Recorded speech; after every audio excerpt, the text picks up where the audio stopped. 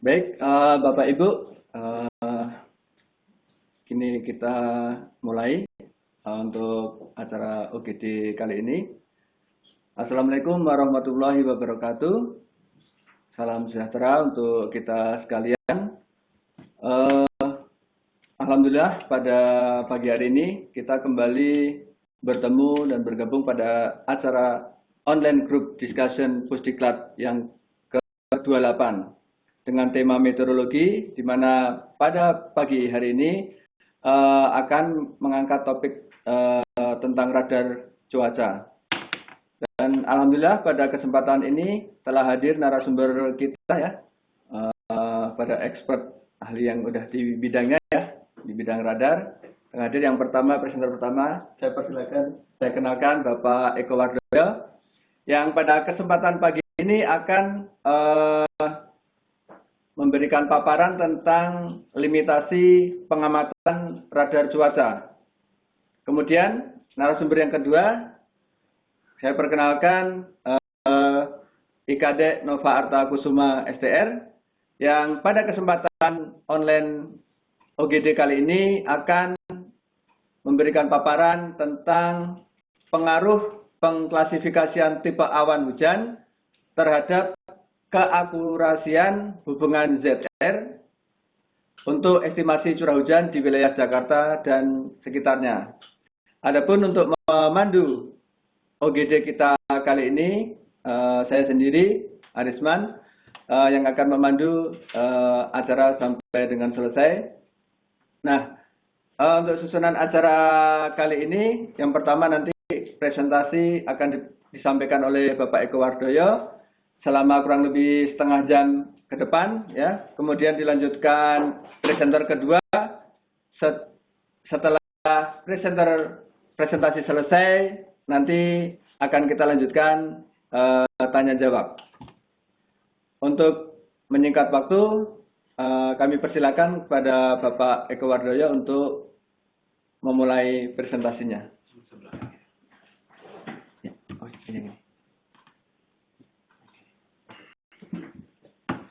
Assalamualaikum warahmatullahi wabarakatuh. Selamat pagi pada rekan-rekan sekalian.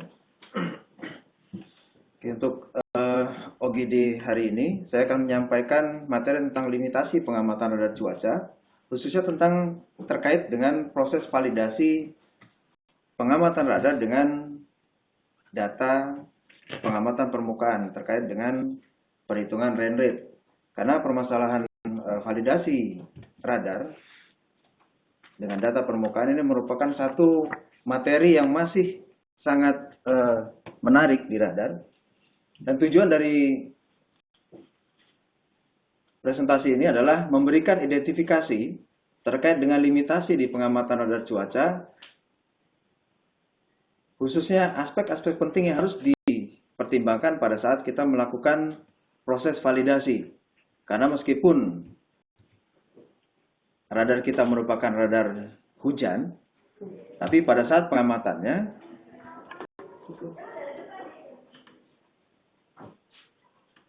yang ditampilkan dari data radar tidak hanya menceritakan tentang hujan, tapi juga terkait dengan fenomena dan kondisi lingkungan di wilayah pengamatan radar yang dapat mengakibatkan kesalahan dalam interpretasi dan perhitungan akumulasi rain rate.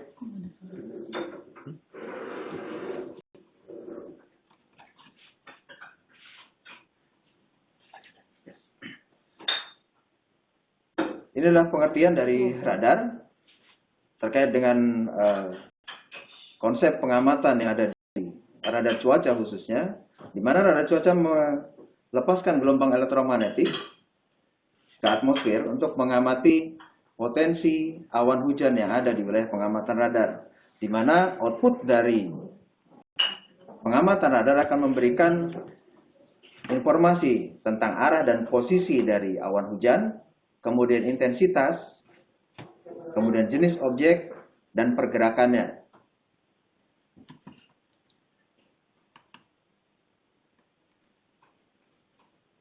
Ini adalah realita dari hasil pengamatan atau output pengamatan data radar. Meskipun yang kita harapkan adalah hujan, tapi produk atau data yang dihasilkan dari pengamatan radar tidak hanya menampilkan hujan, tapi juga dia menampilkan ground clutter atau noise di wilayah pengamatan radar, kemudian interference echo, second trip echo, urban spike, dan anomalous propagasi. Ini adalah kondisi yang normal didapatkan di semua radar cuaca, tidak menutup juga dengan radar atau data hasil pengamatan di radar-radar BMKG.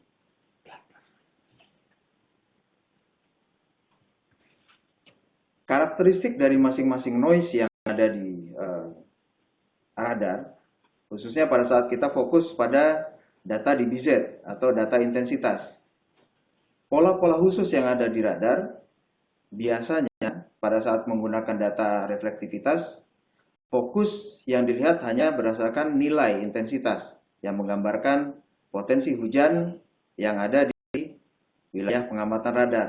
Semakin tinggi nilai intensitas menyatakan semakin tinggi potensi hujan yang ada di wilayah pengamatan radar. Akan tetapi, pola-pola khusus dari ekoreflektivitas itu juga memberikan potensi cuaca lain selain hujan lebat, seperti potensi hujan lebat serta angin kencang, bahkan adanya potensi rotasi. Ini adalah salah satu contoh dari data real pengamatan radar. Jika kita hanya fokus pada hujan, maka bisa diperhatikan di sini di wilayah sebelah kiri bawah itu terdapat pergerakan intensitas, di mana ada perubahan luasan area, perubahan nilai dari intensitas. Jadi dari contoh data radar ini yang merupakan data hujan, itu adalah data yang berada di sebelah kiri bawah. Sedangkan di pusat radar, dan ini terjadi di semua radar-radar cuaca di BMKG, di mana di area pusat radar, noise atau clutter itu sangat kuat. Karakteristik dari noise biasanya, polanya, itu hanya berupa bercak dan tidak membentuk pola khusus sedinamis pada saat kita melihat radar dari presipitasi seperti yang di sini. Ini fenomena yang kedua. Fenomena yang ketiga, jika kita hanya melihat intensitas hujan berdasarkan pergerakan, maka kita perhatikan di area sini, terdapat pola yang bergerak, intensitasnya juga bertambah luas, tapi pola ini tidak membentuk gradien warna sedinamis ekopresipitasi. Jadi pola yang di area ini itu dikonfirmasi sebagai eko dari objek unggas, di mana fenomena ini teramati pada saat migrasi unggas yang umumnya terjadi di wilayah lintang tinggi. Eko unggas di slide ini atau citra radarnya ada dua. Yang pertama di titik ini, yang kedua di lokasi sini, di mana terlihat ada sekumpulan atau spot intensitas yang semakin dekat dengan radar, dia semakin menghilang intensitasnya. Ini juga dikonfirmasi sebagai eko dari burung. Sedangkan fenomena yang keempat, di pesisir pantai sini, ini ada noise yang berasal dari sea clutter. Ada beberapa penelitian yang menghubungkan antara pola-pola dari penguapan air laut dikaitkan dengan potensi pertumbuhan awan konvektif di satu wilayah. Nanti ada materi yang terkait dengan penelitian ini, yaitu boundary convergent lines. Di situ ada sea breeze, land breeze, dan gas front di situ.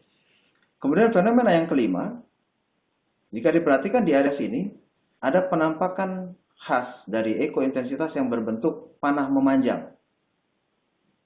Ini adalah pola yang berasal dari interferensi. Dalam kasus ini, interferensi berasal dari radiasi sinar matahari, sehingga dia hanya bersifat temporal. Sedangkan pola interferensi yang teramati di radar BMKG umumnya, seperti di Jakarta, Medan, dan kota besar lain, kita mendapatkan ekointerferensi yang bersifat tetap.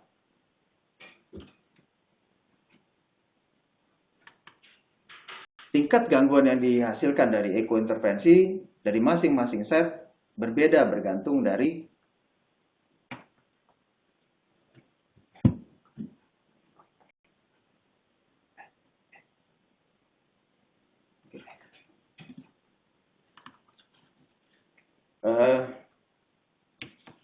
ini adalah data atau intensitas yang dihasilkan dari pengamatan radar.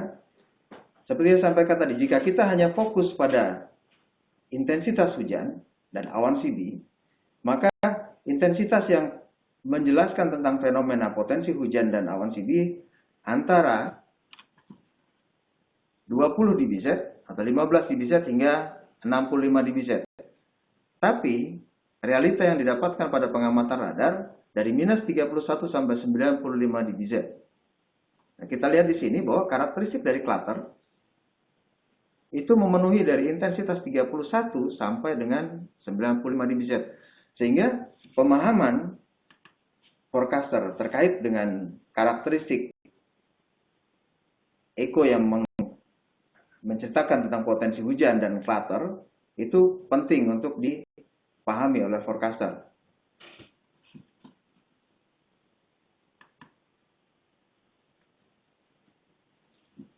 Ini adalah penelitian dari Ijar Jaworski tahun 1984 tentang faktor-faktor yang mempengaruhi akurasi radar dalam mengamati potensi hujan.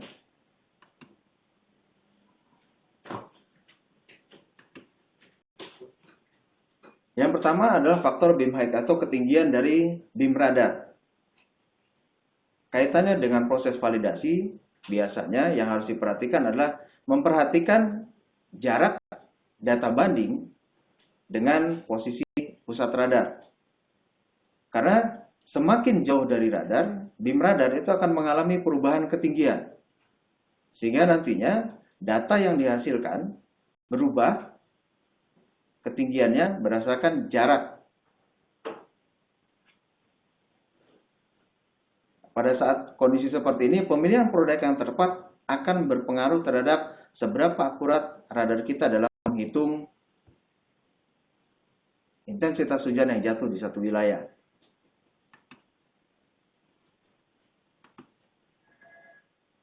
Faktor yang kedua adalah faktor radar kalibrasi. Radar kalibrasi ini sangat penting. Jadi pada saat pemeliharaan radar di BMKG, operasional BMKG untuk radar, kita melakukan kalibrasi secara berkala, 2 kali dalam setahun.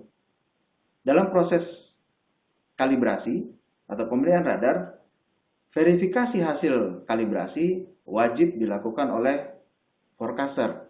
Sehingga setelah selesai dilakukan kalibrasi, harus ada verifikasi dari tim forecaster dari masing-masing set untuk menyatakan apakah radar tersebut mampu mengamati dan menggambarkan kondisi cuaca yang ada di wilayah pengamatan radar. Karena kesalahan dari kalibrasi akan mempengaruhi tingkat akurasi radar dalam mengamati potensi hujan. Kesalahan 1 dB, proses kalibrasi akan mempengaruhi underestimate atau overestimate sampai dengan 20%. Belum lagi ditambahkan kondisi sistem radar kita, C-band, itu memiliki tingkat atenuasi yang cukup besar, walaupun tidak sebesar yang dialami oleh sistem X-band. Beberapa kasus, nanti kita akan sampaikan contoh dari kesalahan kalibrasi dan pengaruhnya dalam pengamatan radar. Kemudian atenuasi dari radom. Atenuasi dari radom ini sangat besar untuk C-band, khususnya pada saat kondisi hujan lebat di pusat radar. Beberapa penelitian terkait dengan wet radom biasanya dikaitkan dengan musim salju. Untuk di Indonesia, meskipun tidak mengenal musim salju, tapi kondisi radon pada saat pengamatan itu berpengaruh. Sehingga di pemeliharaan radar dilakukan pembersihan radon minimal 1 kali dalam 1 tahun untuk menghindari faktor atenuasi dari radon. Karena meskipun radon berfungsi untuk melindungi antena, tapi dari sisi pengamatan radar, radon dianggap transparan. Sehingga pada saat radar kotor, kemudian terjadi hujan lebat di pusat radar, nantinya akan membentuk lapisan yang mempengaruhi tingkat keredaman dari radon.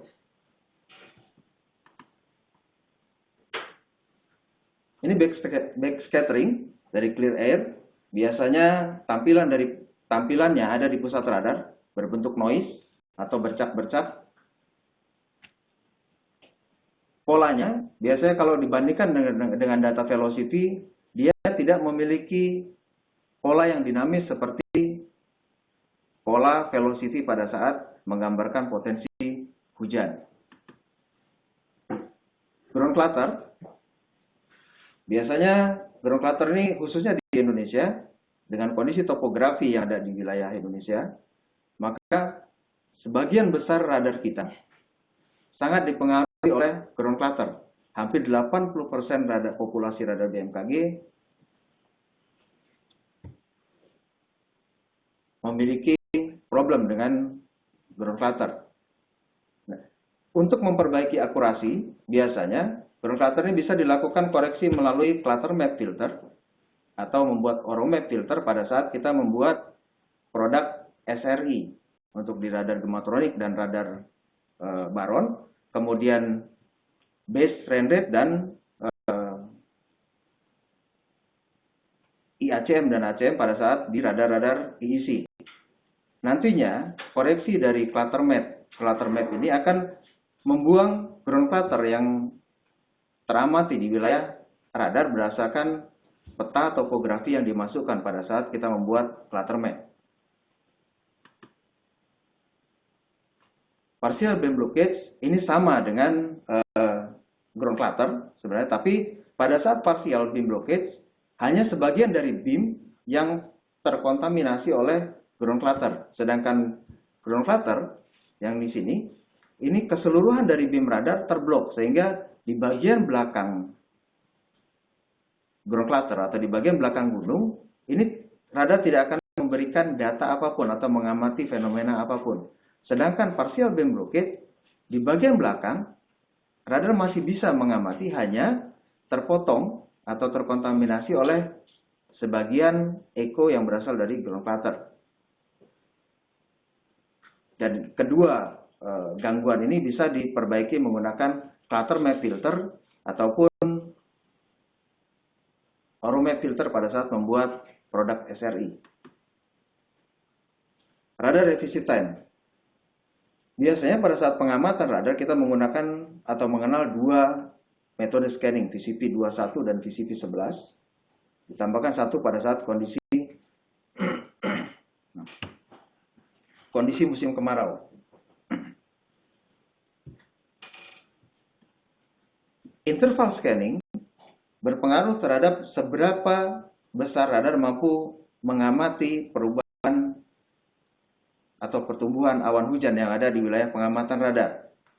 Sehingga pada saat kita membandingkan data radar dengan data pengamatan permukaan, tidak akan pernah didapatkan nilai 100%. Kesamaan nilai 100% pengamatan radar atau perhitungan yang dilakukan radar dengan pengukuran yang dilakukan di permukaan oleh AWS, ARG, dan penakar hujan konvensional. Kemudian anomalis propagasi. Ini biasanya terkait dengan kondisi atmosfer, di mana beam radar dibiaskan lebih rendah atau lebih tinggi dari rambatan normalnya.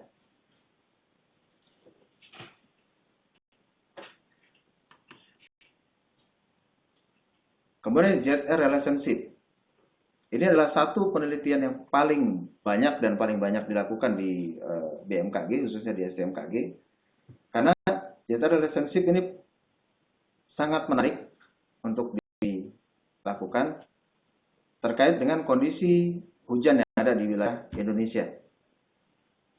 Sangat banyak persamaan atau relasi ZR yang digunakan di badan meteorologi lainnya. Nanti kita akan bahas di slide berikutnya. Kemudian atenuasi dari presipitasi. Atenuasi pada saat pengamatan radar dan terjadi hujan di pusat radar, maka energi elektromagnetik yang dipancarkan radar akan mengalami redaman. Sehingga besaran power yang dipancarkan radar tidak sama dengan pada saat dipancarkan dari pusat radar akibat redaman yang dialami oleh gelombang elektromagnetik dari sistem hujan yang ada di pusat radar. Semakin tinggi intensitas yang teramati di pusat radar, maka redamannya akan semakin besar. Untuk mengatasi atenuasi ini, khususnya di C-band, kita bisa melakukan koreksi dengan menerapkan implementasi pre-processing untuk Z atau RAN atenuasi. Di setiap aplikasi radar sudah disediakan untuk melakukan koreksi atenuasi ini. Interference, ini yang menjadi problem operasional untuk radar C-band. Sedangkan tingkat gangguannya tergantung dari seberapa besar interferensi yang terjadi di masing-masing wilayah. Kemudian breakband echo, ini juga satu yang harus diperhatikan terutama untuk kondisi-kondisi hujan lebat, karena biasanya breakband echo umumnya tampil atau terlihat pada sistem hujan stratiform. Akan tetapi untuk wilayah Indonesia, breakband echo ini sering terjadi pada masa peluruhan hujan-hujan dari awan konvektif, sehingga potensi terbesar, potensi yang bisa dialami atau diakibatkan dari kesalahan interpretasi pada saat mengamati breakband echo adalah overestimate.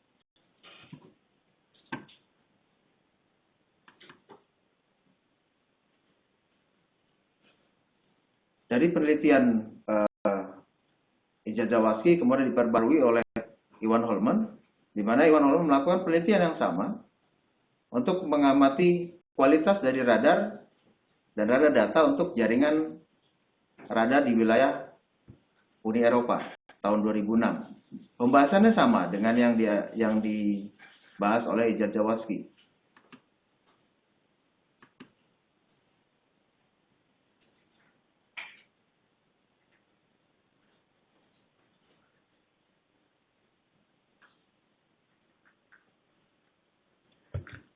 Ini faktor yang mempengaruhi akurasi.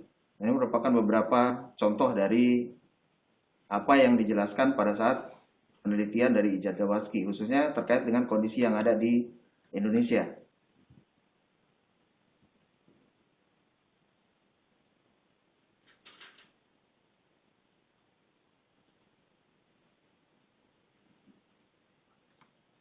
Jadi untuk limitasi radar biasanya dipisahkan menjadi kondisi yang dipengaruhi oleh internal radar system, kemudian lingkungan operasional, dan kondisi atau dinamika atmosfer pada saat penelitian, pada saat pengamatan radar. Kondisi yang terkait dengan kondisi sistem radar biasanya faktor kalibrasi, ini bisa dilihat di contoh produk ini. Ini merupakan output dari KPA atau akumulasi data radar dari pengamatan dua radar Palangkaraya dan Pangkalan Bun, di mana di area yang sama, di perpotongan wilayah pengamatan kedua radar, terlihat satu area di mana intensitas, kalau kita bandingkan dari coverage kedua radar, intensitas yang ditampilkan oleh Palangkaraya cenderung lebih rendah nilainya, intensitasnya dibandingkan hasil pengamatan dari radar Pangkalan Bun. Dan ini menarik untuk dilakukan penelitian membandingkan mana yang mengalami ketidaksesuaian pada proses validasi atau kalibrasinya. Hal yang sama juga bisa diamati pada saat pengamatan antara radar Palembang dan Jambi. Wetradom Ini untuk kasus di King City. Jadi secara rutin memang radom harus dibersihkan untuk menghindari perubahan nilai atenuasi dari spesifikasi teknis yang ditentukan. Ini transmitter problem. Transmitter problem biasanya terjadi bukan hanya pada saat kondisi kesalahan atau kerusakan pada sistem transmitter radar, magnetron, tetapi kondisi ruangan juga akan berpengaruh terhadap kualitas data yang dihasilkan oleh radar.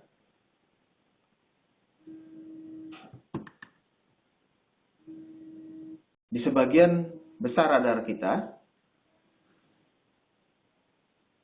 kondisi ruangan server atau ruangan radar disarankan harus di bawah 21 derajat Celcius sehingga performa dari magnetron atau transmitter itu akan baik.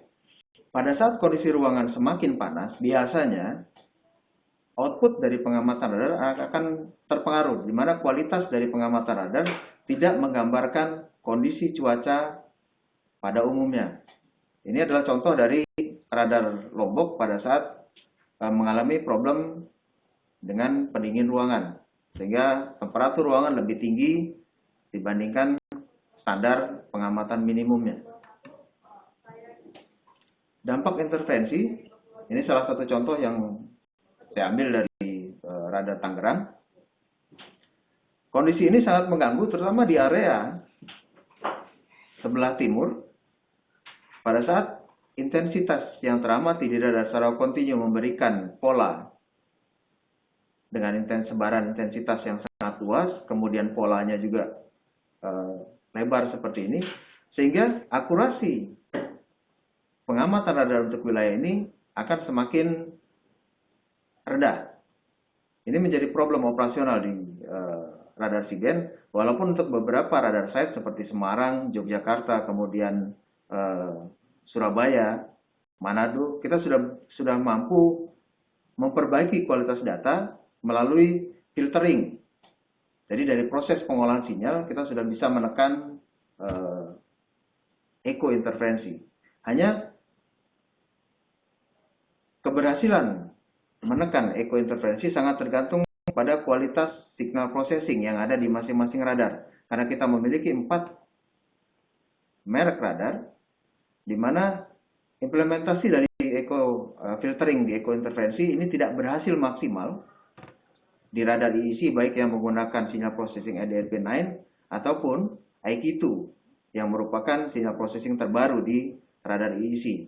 Sedangkan untuk radar baron dan radar gematronik, kita dapat menekan atau menghilangkan echo interferensi mulai dari pengolahan sinyalnya.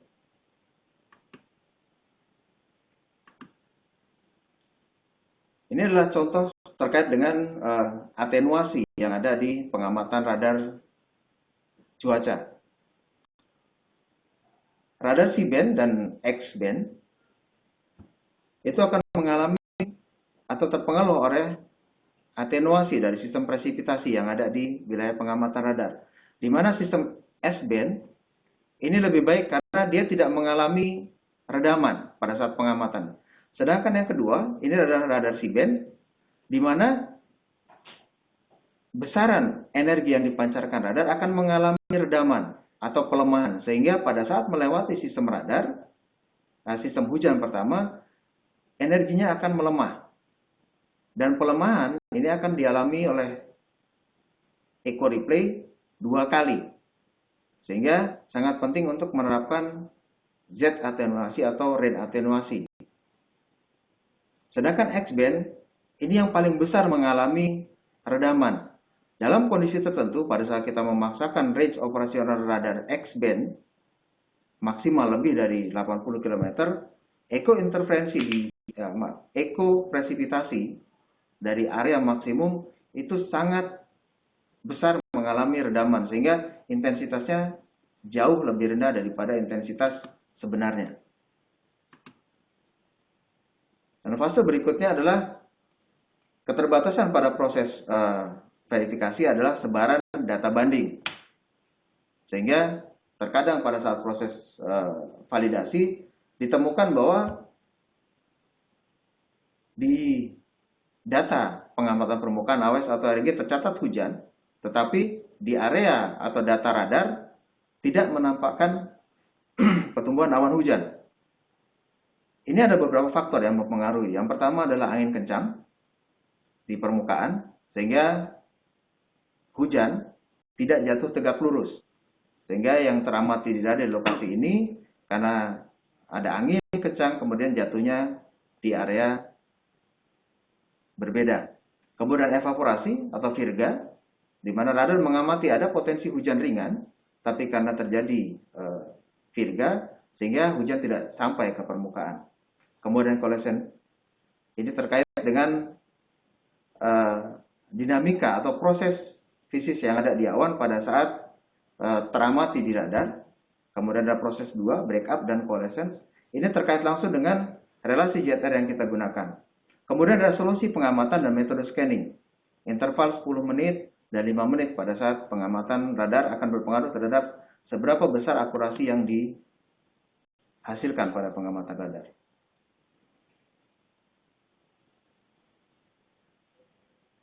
Ini perbandingan pengamatan radar dari teknologi multiple pass array radar, di mana multiple pass array radar mengamati radar atau menghasilkan data per 30 detik dibandingkan dengan NexRad atau radar yang kita miliki sekarang yang maksimum melakukan pengamatan dalam satu volume scanning hanya 5 menit.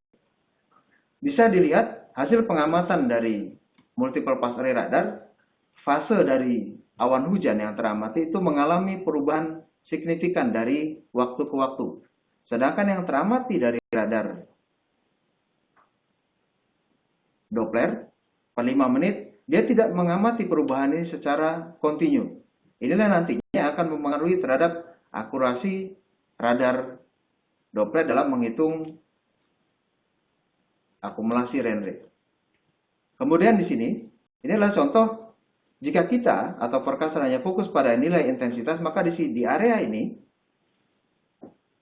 akan dilihat intensitas yang cukup tinggi, di atas 40 dBz, sehingga potensi yang teramati di sini adalah hujan sedang hingga lebat. Tapi jika diperhatikan, pola yang ditampilkan oleh produk radar ini, dia memiliki pola khas, di mana polanya melingkar, membentuk cincin.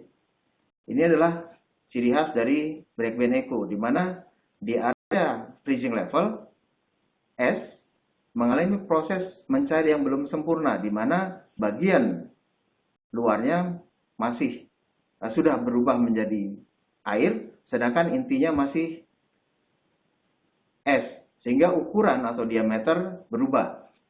Ini yang mempengaruhi perubahan dari nilai intensitas yang dihasilkan oleh radar. Jika tidak dikenali karakteristiknya, maka pola break band echo akan menyebabkan kesalahan interpretasi oleh forecaster. Ini penjelasan terkait dengan proses melting atau fenomena break band echo. Dan break band echo di Indonesia lebih banyak terlihat pada saat fase peluruhan awan-awan konvektif. Pada saat kondisinya single cell, itu perlu diperhatikan secara lebih detail, khusus radar-radar gematronik dan baron, kita bisa menggunakan produk MAX untuk melihat intensitas maksimum yang dihasilkan oleh radar berada di ketinggian berapa. Kemudian berikutnya adalah relasi ZR. Relasi ZR ini sangat penting dan sangat berpengaruh terhadap akurasi pengamatan radar, khususnya pada saat kita membandingkan dengan data permukaan. Inilah penelitian yang menggambarkan membandingkan antara intensitas yang diamati radar, kemudian dihitung rain rate-nya berdasarkan 3 relasi ZR yang berbeda, di mana intensitas yang sama memberikan rain rate yang berbeda pada saat kita menggunakan relasi ZR yang berbeda. Ini karena dipengaruhi oleh faktor estimasi Random yang dilakukan oleh radar sangat dipengaruhi oleh diameter atau ukuran dari droplet yang diamati oleh radar. Sehingga nilai intensitas yang sama dapat memberikan intensitas hujan yang berbeda karena dipengaruhi oleh ukuran dan jumlah droplet yang ada di sampling volume. Seperti sini, 729 droplet dalam satu sampling volume yang berukuran 1 mm memiliki nilai intensitas, nilai digit yang sama dengan satu droplet dengan diameter 3 mm. Sedangkan rain rate-nya dia berbeda. Rain rate 729 droplet itu lebih besar dibandingkan yang satu droplet dengan ukuran diameter lebih besar. Inilah persamaan empiris dari relasi ZR, di mana Z mewakili intensitas yang teramati di radar, sedangkan A dan B merupakan koefisien yang menggambarkan fisis yang terjadi di awan pada saat pengamatan radar. Ini terkait dengan beberapa relasi ZR, dan masih banyak lagi relasi ZR yang bisa digunakan. Dan menarik untuk membandingkan relasi ZR mana yang paling baik digunakan untuk di masing-masing site. Terutama dibandingkan nanti di musim hujan dan musim kemarau. Ini adalah definisi dari A dan B, di mana koefisien A itu mewakili kondisi median diameter dari ukuran tetes dalam satu sampling volume, di mana semakin besar nilai A, maka median ukuran tetes dalam satu sampling volume semakin besar diameternya. Sedangkan koefisien mewakili kondisi equilibrium dari perubahan ukuran tetes. Jika kita asumsikan bahwa tetes hujan itu bentuknya seperti air mata, seperti yang ini. Padahal ini sebenarnya salah, karena bentuk droplet itu akan bulat seperti ini. Dan nantinya pada saat proses melting, semakin besar ukuran tetes droplet ini, dia akan memiliki potensi break up atau pecah yang lebih besar. Ini nanti yang harus kita amati, dan untuk mengetahui secara pasti jumlah droplet dan equilibrium yang terjadi pada pengamatan radar, kita sebenarnya membutuhkan satu tools lagi atau satu pengamatan lagi, yaitu densitometer untuk mengamati varian droplet yang teramati di wilayah pengamatan radar. Ini adalah distribusi ukuran tetes hujan menurut Tokai dan Short tahun 1996, di mana tetes hujan untuk awan stratiform memiliki ukuran diameter yang ukurannya lebih besar. Dalam satu sampling itu lebih banyak dibandingkan tetes hujan untuk awan konvektif. Di mana untuk awan konvektif, dominan ukuran dropletnya lebih kecil. Kalau menurut House, ini dikarenakan proses perbedaannya. Itu nanti di paparan kedua, presentasi kedua, akan dilihat seberapa besar efektivitas dan pengaruhnya pada saat kita melakukan penelitian ZR, mengklasifikasikan awan konvektif dan stratiform. Karena nilai intensitas yang sama untuk stratiform dan konvektif itu memiliki range yang berbeda. Sehingga menarik untuk memisahkan stratiform dan konvektif dalam menentukan relasi ZR. Kesimpulan, meningkatkan kualitas data radar dengan menggunakan implementasi pre-processing, di mana memperbaiki kualitas data melalui perubahan parameter operasional, melalui konfigurasi scanning strategi, menentukan jumlah elevasi dan range elevasi berdasarkan area interest dari masing-masing site, kemudian menerapkan single PRF atau dual PRF, menerapkan filtering dan log thresholding untuk sinyal bergantung dengan kualitas noise di masing-masing site. Kemudian implementasi post-processing, khususnya terkait clutter map filter, breakband echo correction, dan attenuation correction. Dan ada beberapa koreksi yang bisa kita terapkan, tapi secara umum 3 koreksi ini akan memiliki pengaruh yang besar terhadap akurasi rate yang dihasilkan. Kemudian pemilihan produk dan jenis data banding ini sangat berpengaruh terhadap akurasinya. Karena produk hidrologi di radar untuk menghitung rate, SRI, PAC, masing-masing memiliki algoritma yang berbeda yang seharusnya disesuaikan dengan jenis data banding. Real-time data dari pengamatan permukaan dibandingkan dengan real-time data hasil pengamatan radar melalui produk real-time-nya. Sedangkan akumulasi dibandingkan dengan akumulasi. Kemudian implementasi hybrid ZR relationship untuk statifon dan konvektif secara otomatis di masing-masing radar. Dan yang paling utama adalah meningkatkan sebaran dan kontinuitas data banding. Oke, itu yang bisa saya sampaikan. Mungkin terkait dengan diskusi bisa kita lanjutkan setelah paparan. Terima kasih atas perhatiannya. Assalamualaikum warahmatullahi wabarakatuh.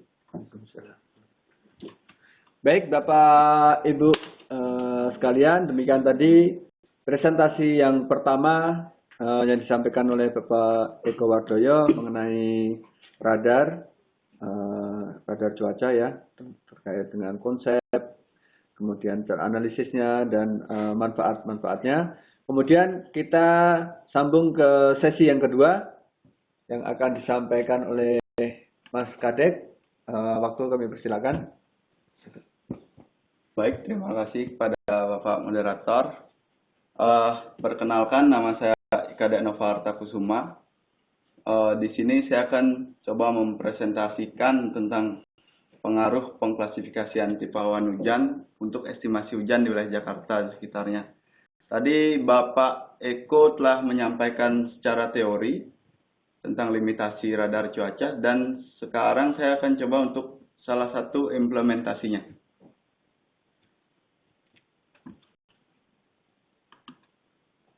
Nah, adapun outline yang akan saya bahas itu ada 5 bagian.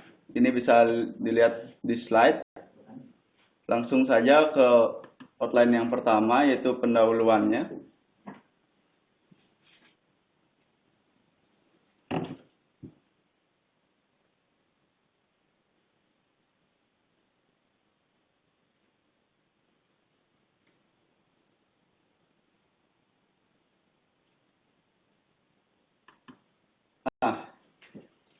Jadi kondisi hubungan ZR tidak sama di setiap tempat dan memiliki variabilitas yang sangat tinggi.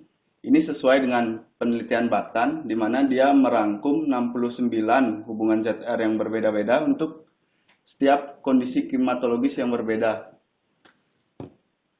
Selain itu, tipe awan juga telah menjadi satu hal yang sangat signifikan untuk mempengaruhi hubungan ZR, sehingga perlu diadakan penelitian lebih lanjut.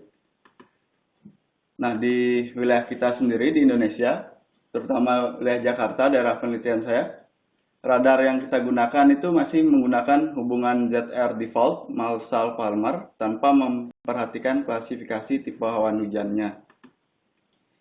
Sehingga perlu diadakan kajian lebih lanjut dengan hubungan ZR untuk memperhitungkan klasifikasi tipe awan hujan. Rumusan masalah yang akan saya angkat itu ada 2. Yang utama yaitu bagaimana kemampuan Marshall-Palmer dalam estimasi curah hujan di Jakarta, di mana Marshall-Palmer ini kita telah gunakan secara default dalam waktu yang lama. Kemudian yang kedua itu bagaimana pengaruh pengklasifikasian tipe awan hujan terhadap hasil estimasi curah hujan. Apakah lebih baik atau tidak berpengaruh sama sekali? Nanti kita akan tahu. Teori yang saya pakai di sini yaitu berhubungan dengan tipe awan hujan. Terus yang kedua dengan radar. Tadi mungkin pada sesi pertama sudah disampaikan sebagian oleh Pak Eko untuk bagian limitasi radarnya. Jadi saya untuk inti-intinya, jadi saya akan persingkat saja di bagian limitasi.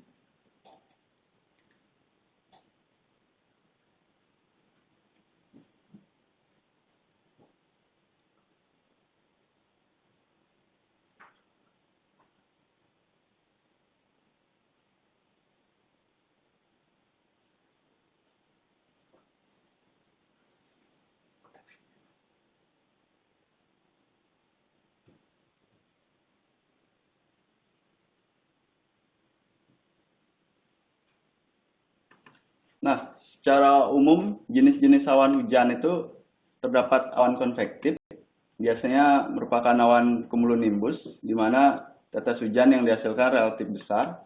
Kemudian ada awan stratiform, contohnya itu yang menghasilkan hujan awan SC, satu cumulus atau awan stratus yang sudah jenuh, di mana tetes hujan yang dihasilkan itu relatif kecil.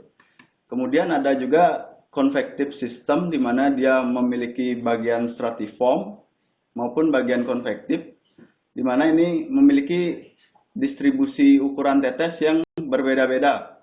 Jadi secara teori Tokai dan Short, tetes hujan stratiform ini bisa lebih besar ukurannya. Perbedaan ukuran tetes setiap awan ini dikarenakan mekanisme pertumbuhan tetes hujan pada awan konvektif dan stratiform, itu menurut House 2004. Untuk lebih detailnya bagaimana mekanisme pertumbuhan tetes ini bisa baca tulisan milik House.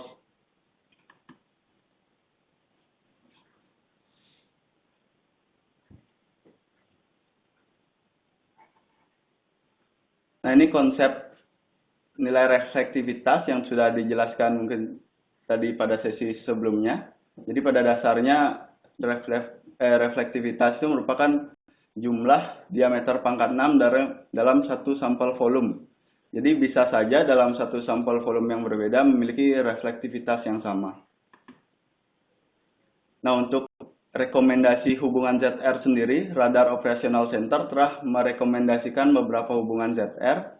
Untuk Marshall Palmer direkomendasikan untuk hujan stratiform, dan untuk WSR 88D konvektif serta Rosenfeld tropikal direkomendasikan untuk hujan konvektif. Untuk nilai A dan B bisa dilihat pada slide. Nah, keakurasian radar sendiri untuk estimasi curah hujan ini sangat dipengaruhi limitasi pengawas radar sesuai dengan penelitian Zawadzki dan Holman. Bagaimana penelitian sebelumnya tentang pengaruh pengklasifikasian? Jadi memang terdapat perbedaan koefisien nilai A dan B untuk hubungan ZR tipe hujan konvektif dan stratiform. Ini penelitian Tokai dan Short, Enzuku, Cevaso, dan Kumar. Kemudian lebih lanjut untuk penelitian Enzuku dan Cevaso, ternyata di wilayah Afrika Barat itu karena tingginya jumlah kasus stratiform dibandingkan konvektif, pengklasifikasian ini ternyata tidak terlalu diperlukan. Selanjutnya pada bagian ketiga itu metode penelitian. Daerah penelitian yang saya angkat yaitu daerah Jakarta dan sebagian wilayah Tangerang menggunakan data AWS ARG sebagai data banding di 12 titik. Di 12 titik di wilayah Jakarta dan sebagian wilayah Tangerang.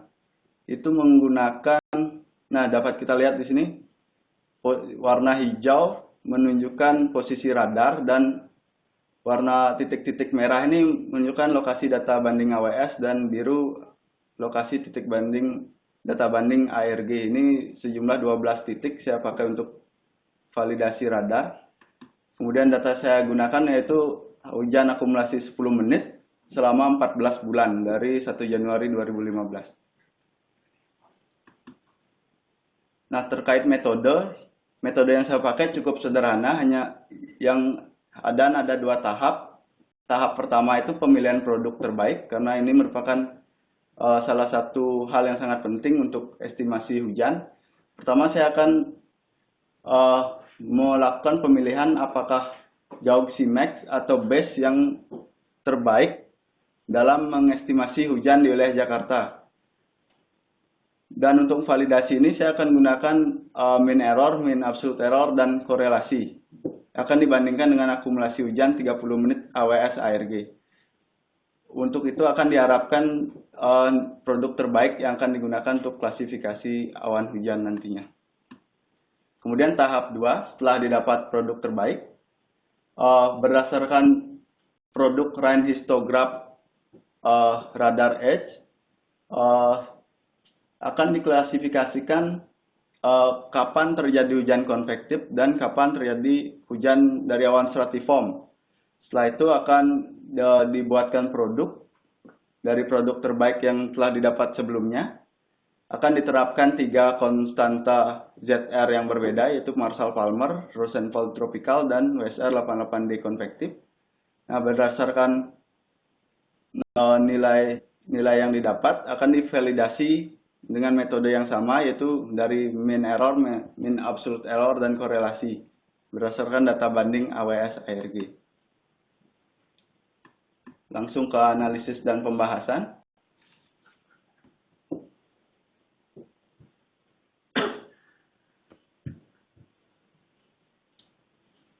Yang pertama, untuk tahap 1 yaitu pemilihan produk terbaik.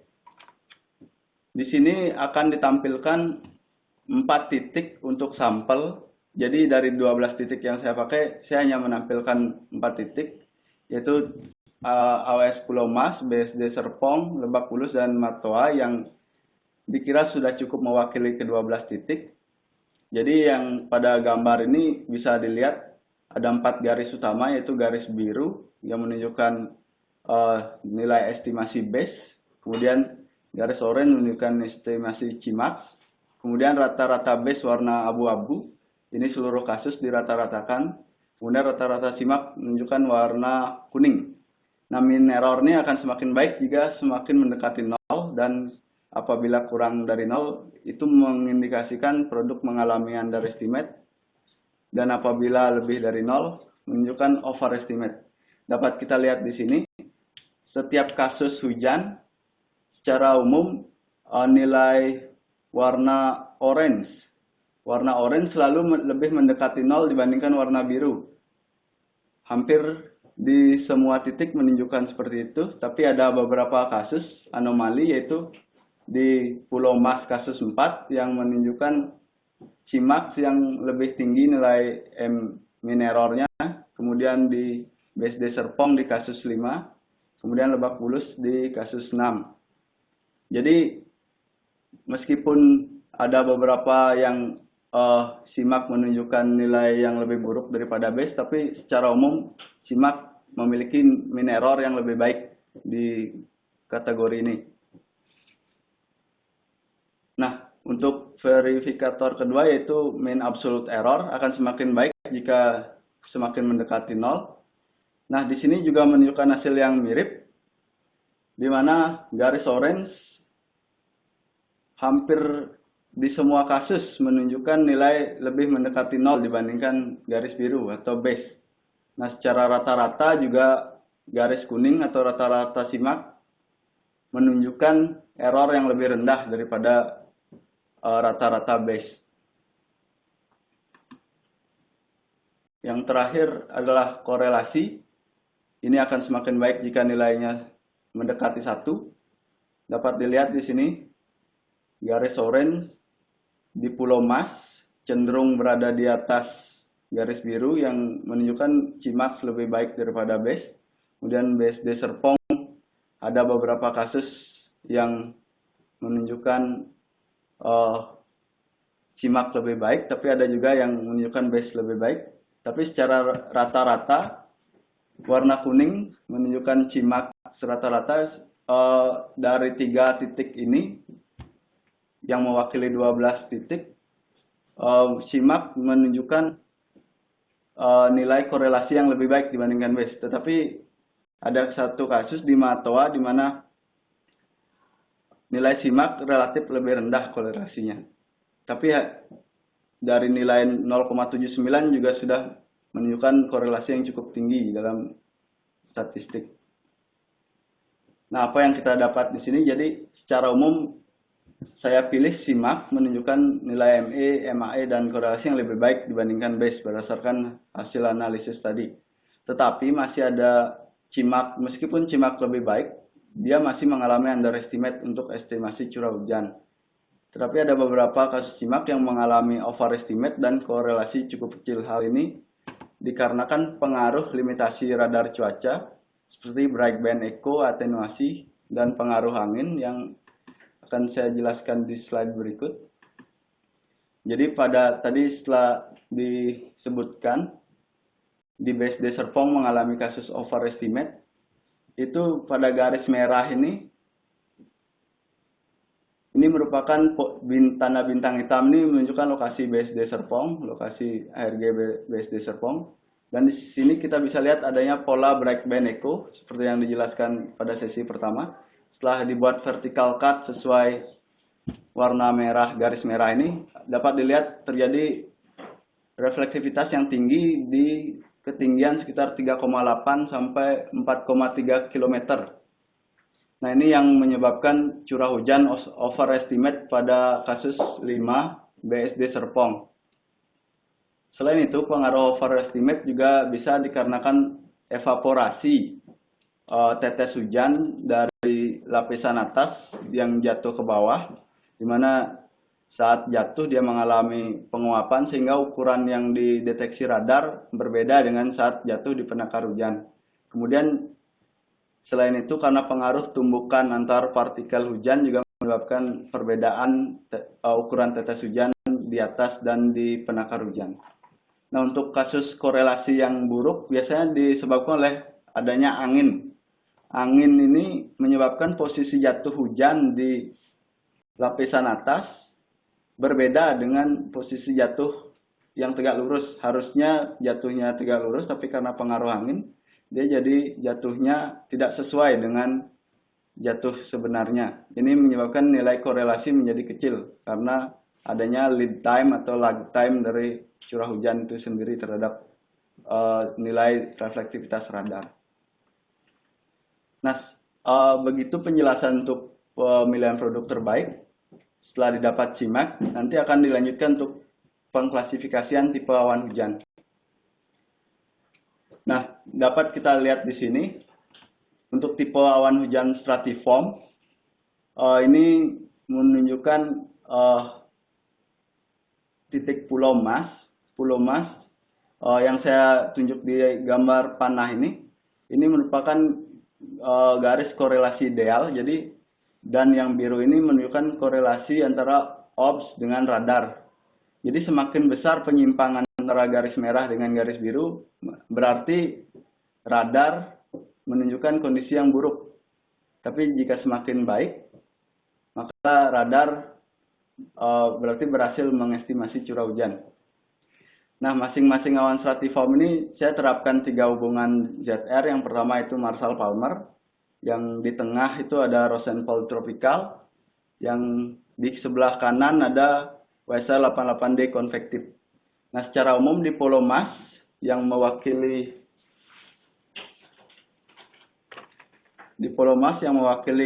AWS, BSD dan Tangerang, Marshall-Palmer menunjukkan mean absolute error dan korelasi yang lebih baik ditandai dengan di kotak merah ini dibandingkan Rosenfeld Tropical maupun WSR 88D konvektif.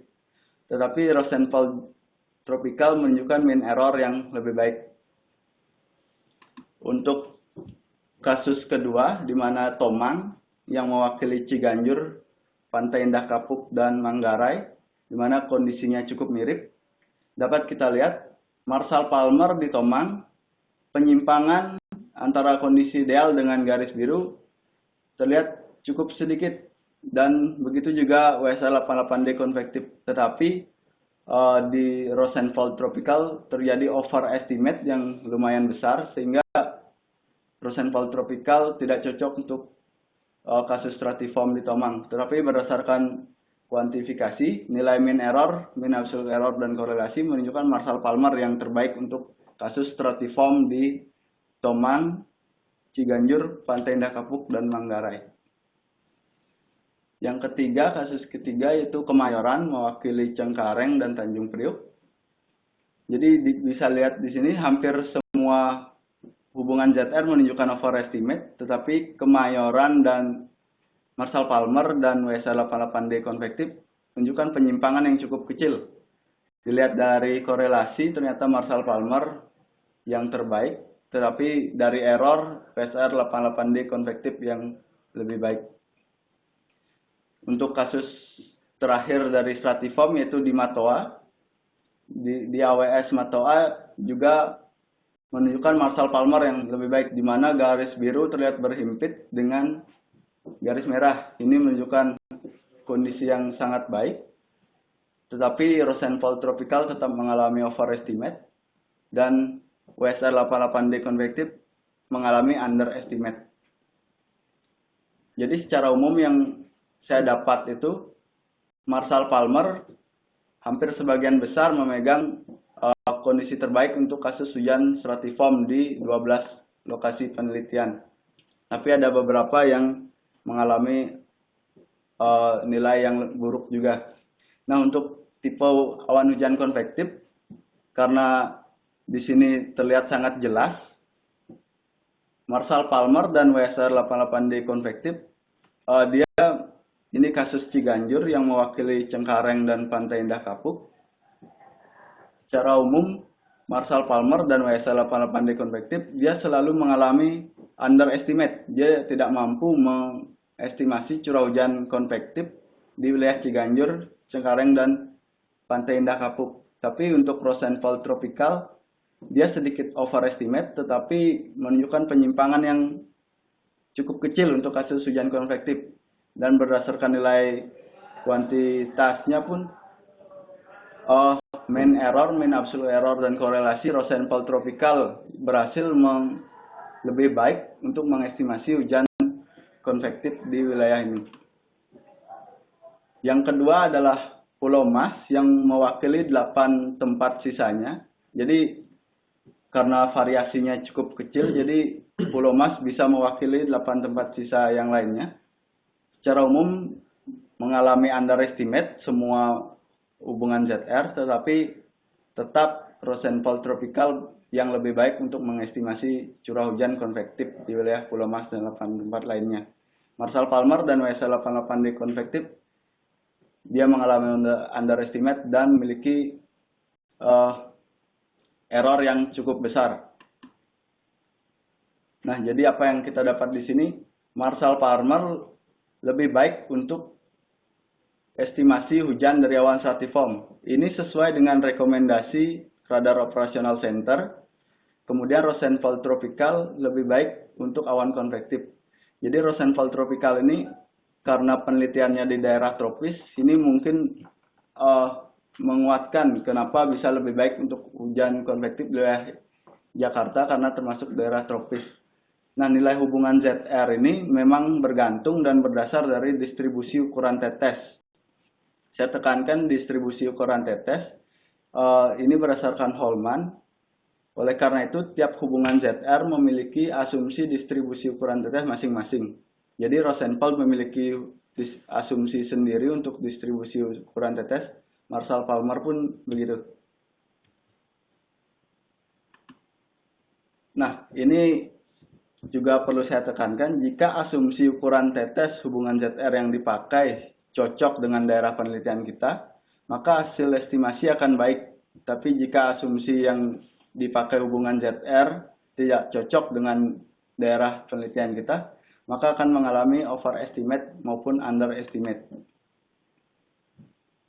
Berdasar dari distribusi ukuran tetes menurut Tokay dan Short mungkin tadi telah dijelaskan pada sesi pertama, yaitu tetes hujan awan stratiform itu cukup berbeda dengan tetes hujan awan konvektif, di mana median diameter stratiform lebih besar dibandingkan median diameter konvektif.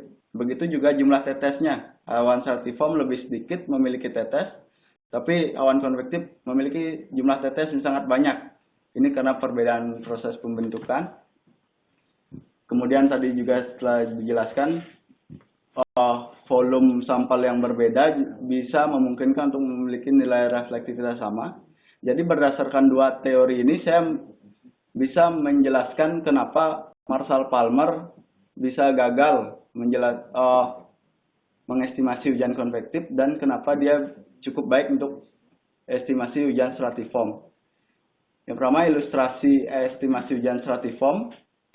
Nah, bila suatu daerah di Jakarta mengalami hujan stratiform, dia akan memiliki kemungkinan ukuran tetes seperti ini.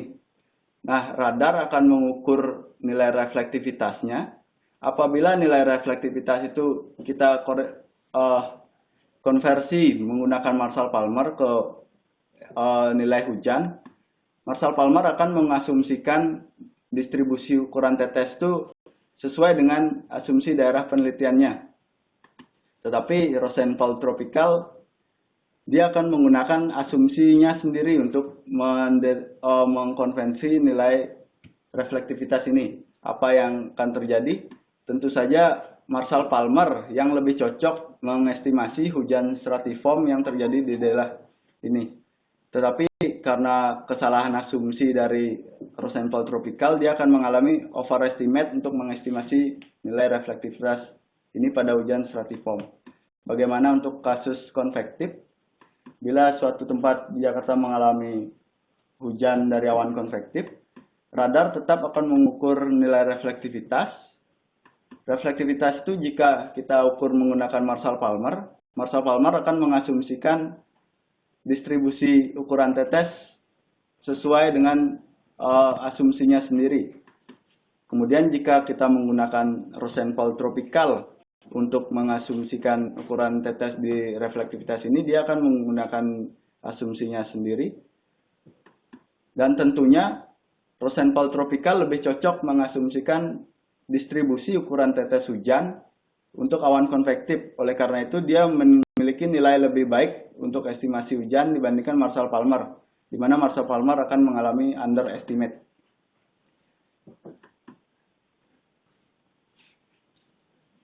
Langsung ke penutup, yang bagian pertama itu kesimpulan. Jadi apa yang saya dapat sini, kemampuan Marshall Palmer yang kita gunakan selama ini ternyata memang cukup baik untuk hujan stratiform, tetapi kalau kita digunakan untuk awan hujan konvektif, itu akan mengalami underestimate. Kemudian pengklasifikasian awan hujan ternyata cukup berpengaruh terhadap keakurasian, di mana Marshall Palmer cocok untuk hujan stratiform dan Rosenthal Tropical cocok untuk awan konvektif. Saran saya di sini perlu dilakukan quality control data untuk melakukan melalui proses post processing agar dapatkan kondisi terbaik agar dibandingkan dengan data hujan observasi. Ini bisa melalui proses penghilangan ground clutter, interferensi dan lain-lain agar didapatkan kondisi terbaiknya. Nah, jika ingin melakukan penelitian hubungan ZR sendiri di wilayah Jakarta atau daerah lain, kita perlu memperhatikan distribusi ukuran tetesnya. Tidak bisa secara langsung menggunakan hubungan statistik biasa, tapi kita perlu memperhatikan distribusi ukuran tetes menggunakan dihydrometer.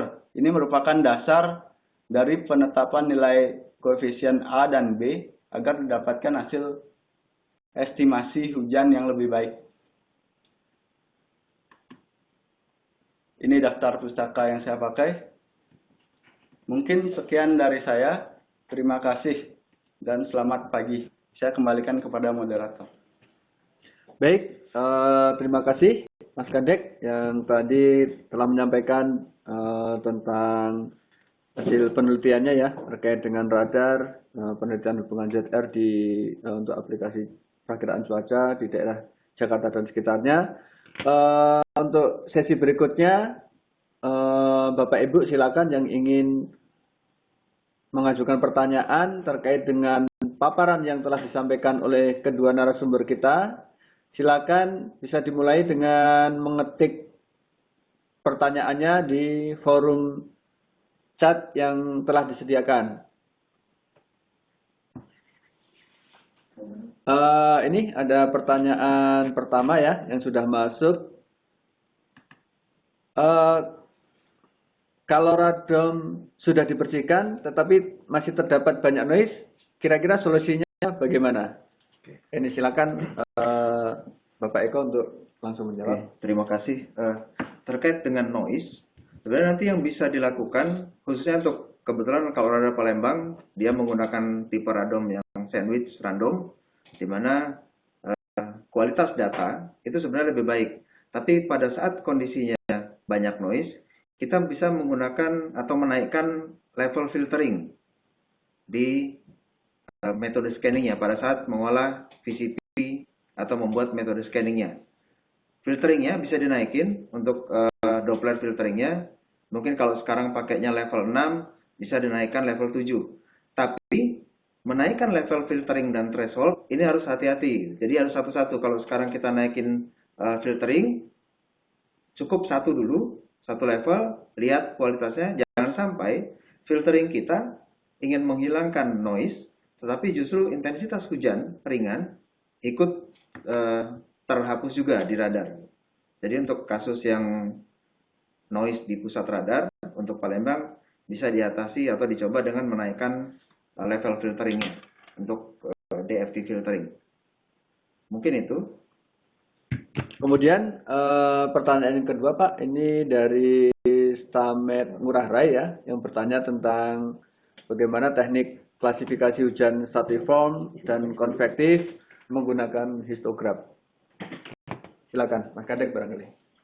Baik, untuk teknik klasifikasi hujan stratiform dan konvektif menggunakan rain histograph ini, jadi produk rain histograph ini akan menampilkan nilai rain rate per 10 menit dalam 24 jam data. Nah, berdasarkan nilai rain rate itu, jika ada nilai rain rate yang berfluktuasi cukup signifikan, serta melebihi nilai rain rate 10 mm per jam, saya klasifikasikan itu sebagai hujan konvektif. Tetapi jika fluktuasinya terlihat cukup sedikit dan hanya rain rate yang datar dan nilainya kurang dari 10 mm per jam, saya akan klasifikasikan itu sebagai hujan stratiform. Ini mengacu kepada tulisan Enzuku dan Sewazo, di mana mereka juga menggunakan teknik yang sama untuk mengklasifikasikan hujan konvektif dan stratiform. Mungkin itu saja yang ingin saya sampaikan. Oke, baik, terima kasih Mas Kadek. Kemudian pertanyaan berikutnya dari Puslitbang BMKG ya, yang menanyakan tentang berapa jumlah titik pasangan data yang dibandingkan antara data hujan dan radar. Silakan. Mungkin maksudnya di sini titik pasangan data. Jadi saya menggunakan 12 lokasi penelitian, di mana 12 lokasi itu